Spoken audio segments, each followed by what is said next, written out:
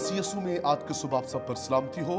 मैं pastor Suhail John एक बार फिर मॉर्निंग डिवोशन के साथ आप सबकी खिदमत में हाजिर हूँ। आज हमारा लास्ट सरमन है, पाक रूह से मामूर लोगों की जरूरत। खुदा के लोगों, यीशु ने भी अपने शागिर्दों से कहा था, ठहरे रहना जब तक तुमको आलम बाला से कुव्वत का लिबास ना मिल जाए। तुम इस शहर से हरगिज बाहर ना जाना। अगर वो पाक रूह की मामूरी के बगैर खिदमत का आगाज करते तो वो बुरे तरीके से नाकाम हो जाते। जब रूहुल कुद्स उनकी जिंदगियों में आया, वो दिलेर हुए, वो मजबूत हुए और खुदा के जलाल में वो बढ़ते ही चले गए। मेरे बहनों भाइयों, पहले वाज में 3000 लोगों के दिलों पर चोट लगी। पाक रूह से मामूर खिदमत से लोगों के दिलों पर चोट लगती है, तब लोग चला उठते हैं और इस बात के लिए चला उठते हैं, हम क्या करें कि नजात पाएं, हम कैसे हमेशा की जिंदगी पाएं।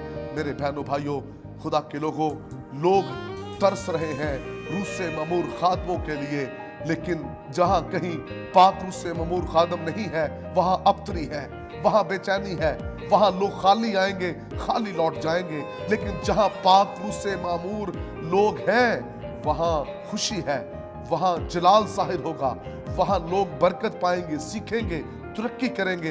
लेकिन जहां पाक रूह से मामूर ईमानदार खादमीन ना होंगे, वहां कभी तरक्की नहीं होगी। तरक्की का राज रूहुल कुद्स की मामूरी में है।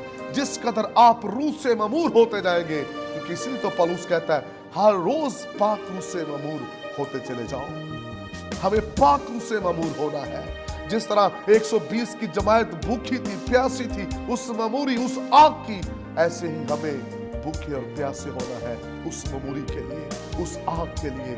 और फिर यकीन जानिए, आप खड़े होंगे और फिर काम रूहुल कुद्स करेगा। जब हम अपना जोर लगाते हैं तब जिंदगियां नहीं बदलती, जब रूहुल कुद्स का जोर आता है तब जिंदगियां भी बदल जाती हैं, फिर मौजज़े भी होना शुरू हो जाते हैं।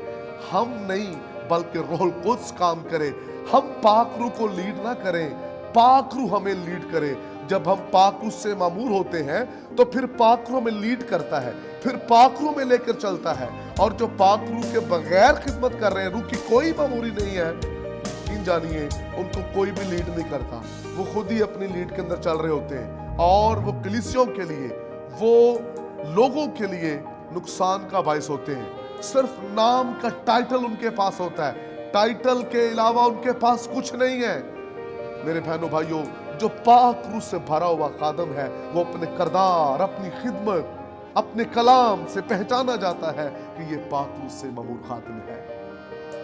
खुदा के लोगों, आंसू में आपको बताना चाहता हूं, जो रूह से मामूर खादिम है उसके पास जाए, आप बरकत पाएंगे, आप बहाल होंगे, आपकी रूहानी तरक्की होगी।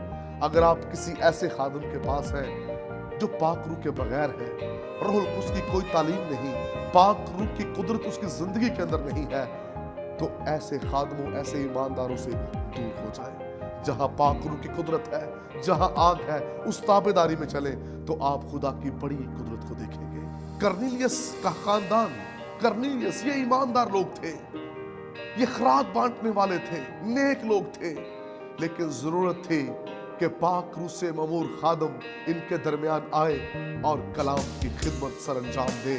करनीलियस ने, जो सूबेदार था, इसने अपने घर में रूह से मामूर खादम पतरस को बुलाया, और जब पतरस ने वहां कलाम सुनाया तो करनीलियस के खानदान ने बरकत पाई, क्योंकि पाक रूह से मामूर खादम जहां चले जाता है वहां बरकत आ जाती है। आइए आज सुबह आप दुआ करें, कहे खुदावंद हमारे पास ऐसे खादमीन आए, ऐसे ईमानदार आए, ऐसे एवेंजलिस्ट आए, ऐसे परिस्तार आए जो पाक रूह से मामूर है। खुदा दुनियादार हमारे मजहबों पर ना आए, दुनियादार हमारे घरों में ना आए, बल्कि वो जो रूह से मामूर है।